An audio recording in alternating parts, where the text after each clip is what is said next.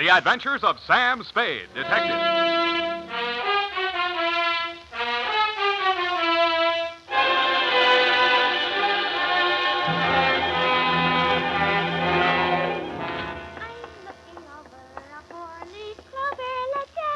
Very funny. Certainly took you long enough. Oh, thank you, Sam. Well, do you like them? My curls? Yeah, I guess so. It's your own hair, I trust. Oh, yes, Sam. When it's brushed out, you'll never know anything happened. Whenever you're ready, curly. Oh, gee, you like it that well? Yeah, very cute. Well. It's a business. To Detective Lieutenant Dunne, Homicide Detail, San Francisco Police, from Samuel Spade, license number 137596, subject, the Bouncing Betty Caper. Dear Dundee. It all began on a Wednesday. My secretary, Miss Effie Perrine, tiptoed into my office and laid an engraved calling card on the desk in front of me. The name on it was Randall Carruthers. She said he looked like money, so I said, show her in. Or him in. She did. Good morning, sir. Do you wish the morning paper? Thanks. I've read it. Dear me. What's the matter? This ashtray, sir. Have you a silent butler? I don't even have a noisy one. Oh. In all my years of service, it has been my constant endeavor to keep things neat and tidy, down to the smallest detail. I see. Well, if it bothers you, just dump those butts into the wastebasket. Very well, sir.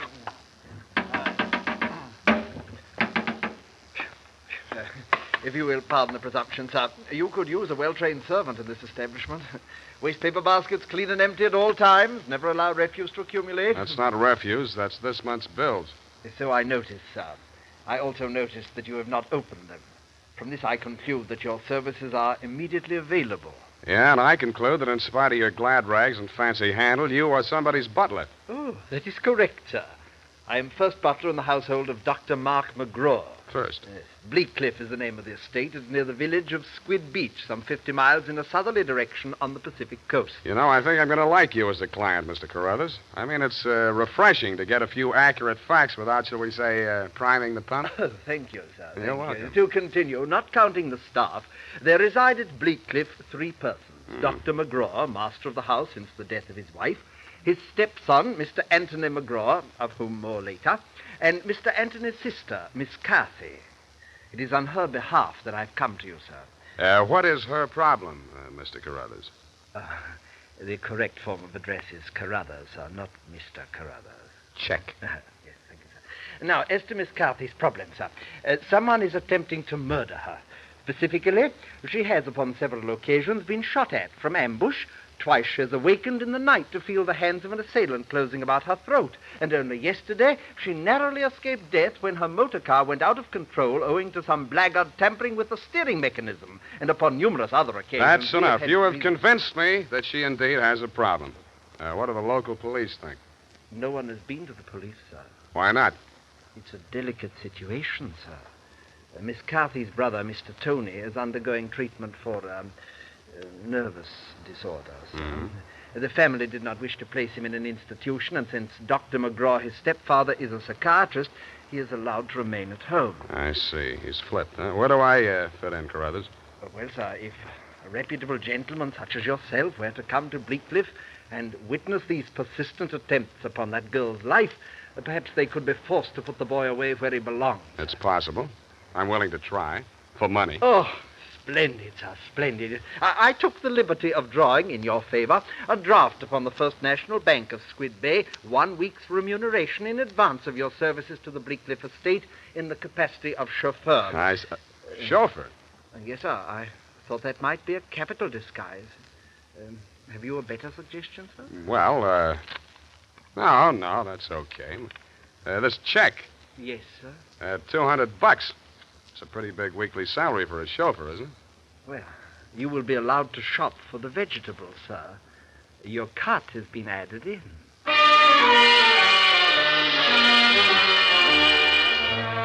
I told him I didn't know one vegetable from another, that I was a lousy driver, and in more time than it takes to tell, I was installed at Bleakcliff in a room above the garage and told to wait there until summoned. I put on my pearl gray uniform with the brass buttons and leather puttees, looked in the mirror, and decided I had missed my calling, but not by much. Nothing happened for nearly an hour, and then I got my first buzz. Yeah, I mean, garage. Phillips, the car, quickly. The main entrance. Keep your motor running. I have him locked in the living room, but he's breaking off. Okay. Yes, miss.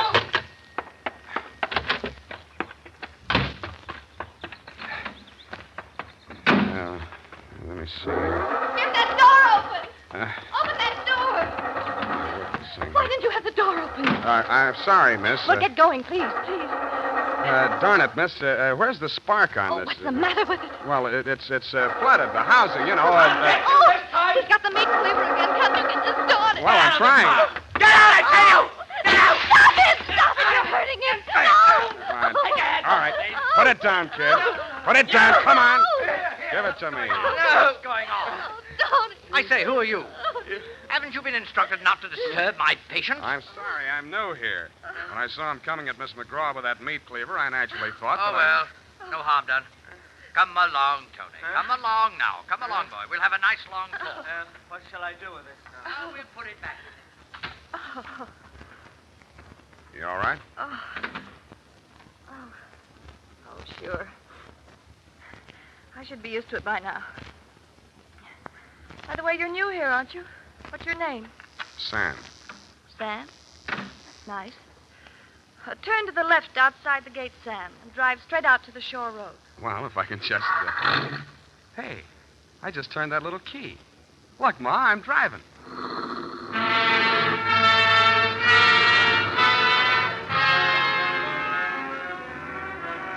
I adjusted the rear view mirror so that it showed more of her and less of the rear view. A mile from the house, she ordered me to stop, moved up to the front seat with me, and asked me to drive on. By the time we got to the shore road, she was driving, and I was resting my head on her shoulder. Where are we going? I've got a little hideaway down the coast. It's right on the beach, at the foot of a tall cliff. There's a fireplace, a little bar, some records. Got some bop? It's wonderful there with the surf pounding outside, hidden away from the world. You feel so safe. Don't stop. You'll like it there. You feel as if there's no one else on earth. Time standing still. Oh, if I could just be sure that Mother wouldn't worry about me. You're impossible. Okay, Kathy, I'll be serious. What's with that brother of yours? Tony? I'd rather not talk about that if you don't mind. Well, maybe I can talk about your stepfather. I really should know what kind of a man my boss is. I go for these drives to forget all that. Please don't spoil it for me. Okay, Kathy, okay. Oh, please. The sharp turn into this driveway. Now, we get out here. Yes, ma'am. Down this path. Uh-oh. What's the matter? You afraid of high places? Yeah, you just pushed me off of one. Oh, Sam, don't be like that. You're pouting like a little boy. Come on, I want to show you my little house. What's so special about your little house? Oh, Sam, if you only knew what my life is like. You only know what mine is like. I need someone so much to talk to, Sam. As long as you can steer the conversation, you mean. Come on, Sam. I'll show you the house. The path led to a flight of wooden steps that clung to the face of a sheer cliff.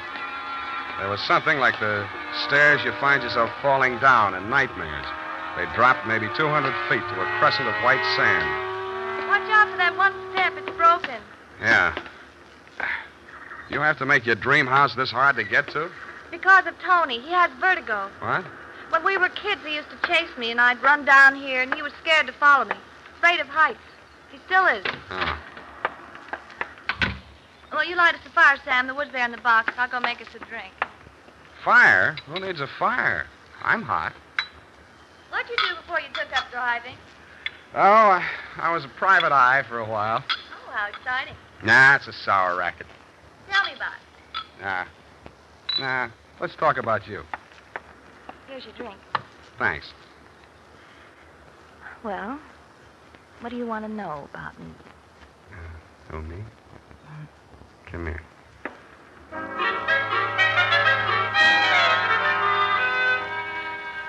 The scent she was wearing was 20 carat, but the story of her life was heavy melodrama. It seemed that Dr. McGraw, a handsome fortune hunter, was a folly of her mother's middle years. But she had come to her senses shortly before she died and cut him out of her will. But that was not the end of it. When Kathy's brother had been faced with the alternative of entering an institution or remaining at home under his stepfather's care, she had begged the doctor to remain in spite of his warnings that her brother might take a notion to kill her. But get this, Dundee, it's real deep.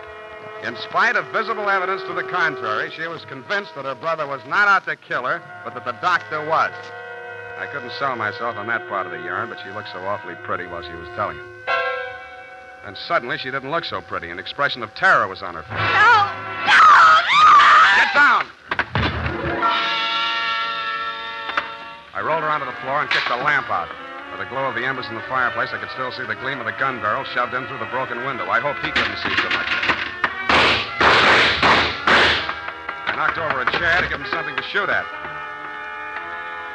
He was already halfway up the face of the cliff on those rickety wooden stairs. At the top, he turned and looked back. Who was it? It was Mark, wasn't it? The doctor? You know better than that. It was Tony. I thought you told me he was afraid of heights, couldn't come down those stairs. He never did before. Don't you believe it? Yeah, Kathy. I may wind up believing the rest of your story.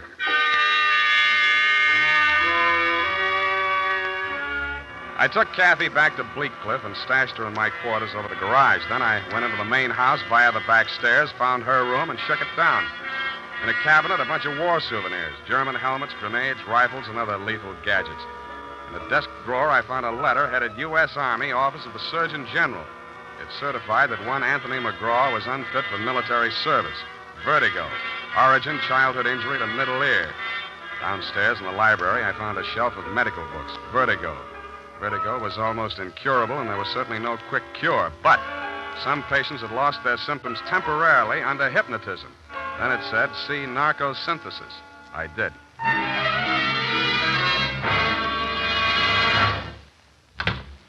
Oh, Spade. I beg pardon, sir. Mr. Spade. Whatever are you doing in the butler's pantry, sir? Looking for a butler. Namely you, Carruthers. Oh. May I serve you, sir? Yeah. How do I get an interview with Dr. McGraw? Well, sir, I should... Oh. Strange, after all my years of service, I still start at the master's summons. Hey. You did it again. Well, I'm sorry, sir. I'd better see what Dr. McGraw wants. Forget it. I'm answering this one. You're not going to drop your disguise, sir. Why not? Who am I kidding, anyway?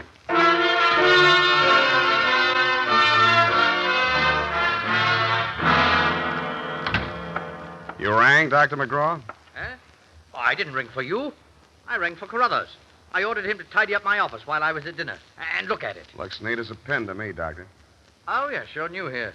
Chauffeur, eh? I'm only wearing his uniform. Here's my card. Oh, detective, eh? That's right, Doctor, and this one's just about ready to wrap up. Well, you interest me. Go on. I will. I think you've been trying to use that boy as a murder weapon against his sister. Oh, and you call yourself a detective? If you can call yourself a doctor, I guess I can. You've been treating him with narcosynthesis, haven't you? Yes, that's right. Hypnotic drug. While he's under it, you brief him on his activities for the day, and he follows through, including assaults with deadly weapons. That would be possible with certain very suggestible patients, but I'm afraid impossible to prove. I think I can prove it, Doctor. You shouldn't leave your textbooks lying around loose. I found out the only way Tony could have walked down that stairway to Kathy's beach house without falling would be temporary relief of his symptoms due to hypnotic suggestion. Unquote. I see. What do you intend to do about this theory of yours? What do you suggest? You see this row of buzzers here on my desk? Mm-hmm. This one is for my secretary. This is to summon Carruthers, and when I press this buzzer, two of the most hideous plug uglies you've ever seen will rush into this office, beat you to a pulp, and dump you outside the front gate. That's what I think of your theory. Buzz away, Doctor. I think I like them better than I do you. As you wish.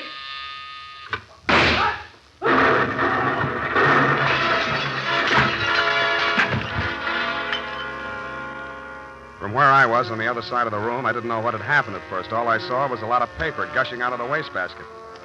The doctor sure was dead. His midsection was perforated like a shower drain. And in the walls, fanning out around the end of the room, about a yard up from the baseboard, there was a straight line of holes. I dug into one. What I took out wasn't a bullet. It was a perfectly round steel ball. Then I remembered the wastebasket, the paper flying out of it just before the explosion. In the bottom of it, I found the answer. The base of a steel mechanism with German lettering on it. It was a wartime anti-personnel mine that the GIs called the Bouncing Betty. Do you United States Armed Forces Radio Service is presenting the weekly adventure of Dashiell Hammett's famous private detective, Sam Spade. I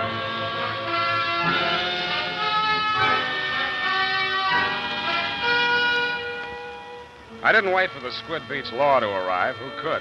I went straight back to San Francisco. You, Lieutenant Dundee, were waiting at my office. Morning, Sam. Hello, Dundee.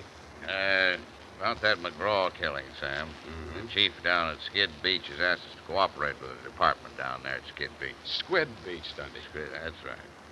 They say you caught a bus at Skid Beach. Squid. That's right. At 2:45 in the company of a young woman answering the description of the McGraw girl. Uh-huh. They say that, do they? They say they got a statement from that butler, Carruthers. Yeah, well, it's open and shut anyway. The butler hired you, the girl is wanted, and you're hiding her out. Why? Why not? Well, it's established that the girl hated the deceased and bickered with him constantly. The doctor and the boy were pals. That girl's guilty as... You've been able to place her in the murder room? Well, no, but here's an item. She worked with an Army ordnance during the war in research. Subject, I made a note of that. Enemy landmines, anti-personnel. One of the reports she helped put out was on the Bouncing Betty. Yeah? Definitely. Hey, where you going, Sam?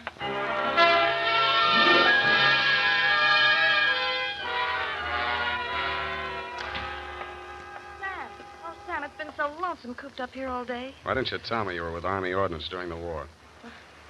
I don't know. I suppose it thought it was unfeminine or something. Try again. All right, I'll tell you the truth. I had a copy of that report with instructions for the operation of the Bouncing Betty in the desk in my room. What the devil are you doing with a thing like that? I don't know. I was proud of it. It was the only report I worked on with the general. Should have got rid of it. I did. I burned it in the fireplace as soon as I learned what had killed him. You didn't burn it good enough. Sam, they found it. Yeah. Have they arrested Tony? Not yet, but he's definitely sane. He'll have to take the rap for anything he's done. I see. Well, I guess there's no other way. Tony didn't do it, Sam. I did. I want to make a confession. Not to me, please. Not to me. After what happened down at the beach when I knew I was no longer safe anywhere, I realized I had to do it. For Tony's sake as well as mine. When we arrived back at the house, I looked into the dining room and I saw Dr. McGraw eating dinner. I knew it was my chance to get into his office. Yeah? Then what? Well, the Bouncing Betty was in my room. There was some wire in the tool chest, and I knew that Carruthers always went to tidy up while the doctor was at dinner. So I waited until I saw him come out, and then I went in. And I looked around for a place to plant it, out of sight. Then I saw the wastebasket full of paper. It was the perfect hiding place. The whole thing didn't take more than 5 minutes. Well, say something. Go on, say you hate me. Say it. I don't. Wish I did. Oh, Sam. Help me. Help me. I'm sorry, baby. I am sorry.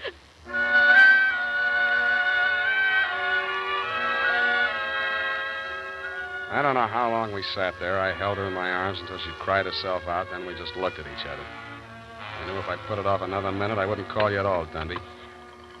So, with my arms still around her, I reached for the phone. Homicide. Lieutenant Dundee, this is Sam Spade. Lieutenant Dundee. Hello? Hello? Give me that. Lieutenant, this is Captain McGraw. I wish to make a full confession in the murder of my stepfather. I walked out while she was still talking to you, Dundee. I knew she'd wait for you, and I didn't want to be there when you took her away. As I walked over to my office, everything she'd said kept coming back to me. I could see her sneaking into her brother's room and getting a contraption out of the cabinet. I could see her hiding behind the door until Carruthers came out after tidying up McGraw's office, dumping ashtrays, emptying wastebaskets. And that's as far as I got. I went back to my office to wait.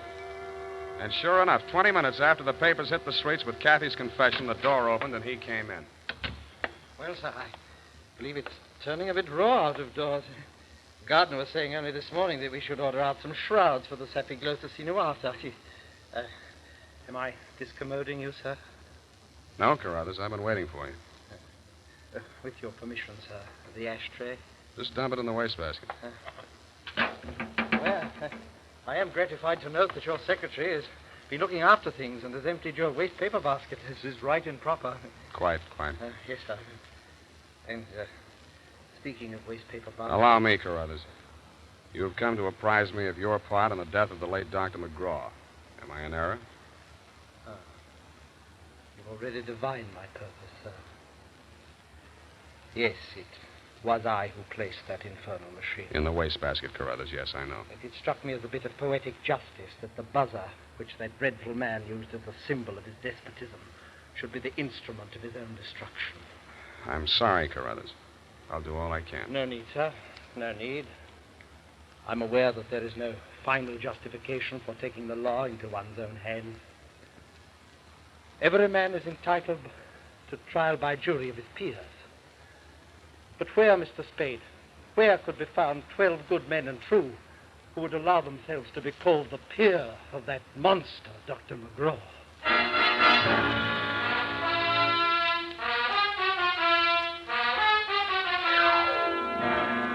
Period. End of report. Sam! There must be some mistake. Mistake, Effie? Mistake? Well, the butler can't be guilty. That's old-fashioned. He was an old-fashioned butler, sweetheart. Where today can you get help like that? Somebody who empties the ashtrays, keeps the waste paper baskets clean, tidies up around the place. Well, I'd be only too happy to do the same for you, Sam. I know you would, Doc. But considering what happened to Mr. Carruthers' employer, Effie, you mustn't allow your mind to dwell on such matters. It's wicked. Sam! Who emptied an ashtray in that wastebasket that I just finished cleaning out? Pay it no heed, sweetheart. I'll buy you a silent butler. Now go type that up.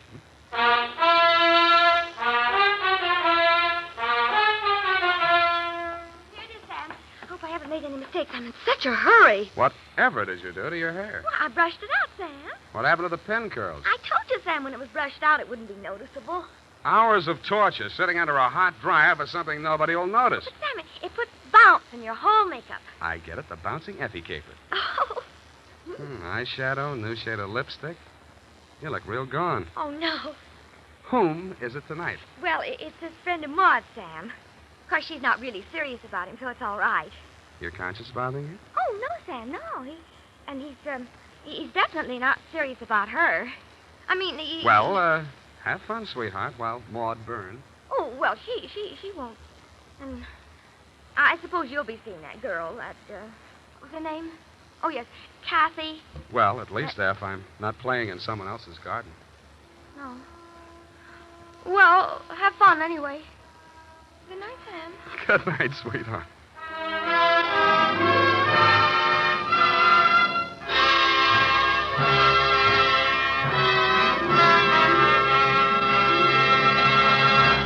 The Adventures of Sam Spade, Dashiell Hammett's famous private detective, are produced and directed by William Spier.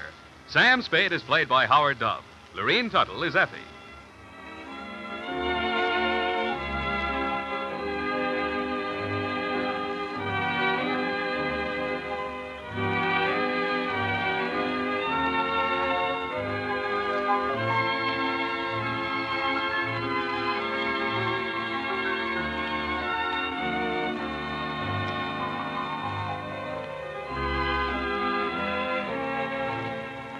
The Adventures of Sam Spade, Private Detective, is a presentation of the United States Armed Forces Radio Service, the voice of information and education.